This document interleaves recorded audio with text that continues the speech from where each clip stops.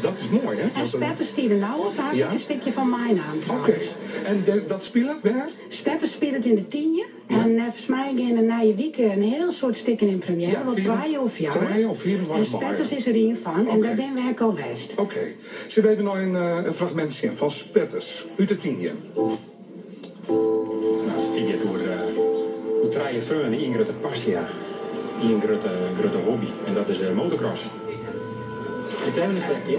Jongen, waarom kijk je hem zelf in te maken? Dat is zo zeuren, jongen. Dat is hartstikke doeltje, we. En daarbij even de keuzes maken van wie ben ik zelf, wat wil mijn ouders, hoe kan ik dat maken ten opzichte van dwarp. En natuurlijk de leefde van de famkes, of misschien wel de jongens. Dan wordt dat uw crossbaan, en daar trainen wij dan. Dat is niet vet, jongen. En dan vregen we Jack Milburg monteert je. Dat is het helemaal weg. Ja, dat slaat ik ook, want dat degene die het meest bevlogen is door de motocross, die krijgt nog een maken. Ja, en het is een fantastische service. De kist natuurlijk een stukje in een loftspulsje. Een scène en ik even interview met de regisseur of die van de spelers. Ja, en dan denk ik van, nou, daar wil ik heen. Daar wil ik heen, ja. Of juist net, ken ik, maar... Ja, en wij zetten het ook al wat eerder op de site. Wij binnen zo vol mogelijk al voor de première aanwezig. Ja.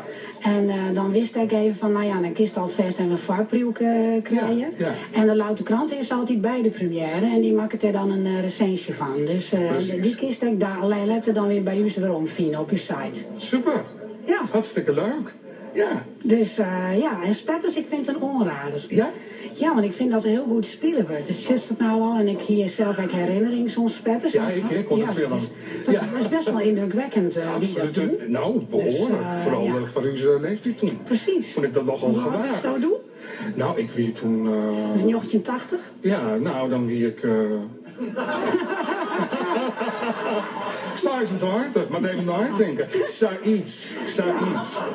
Maar ik weet nog heel goed die scène in die caravan. Die vergeet ik nooit weer, maar René Soutendijk. Nou ja. Nee, ik weet zien, dus ik weet dat net niet.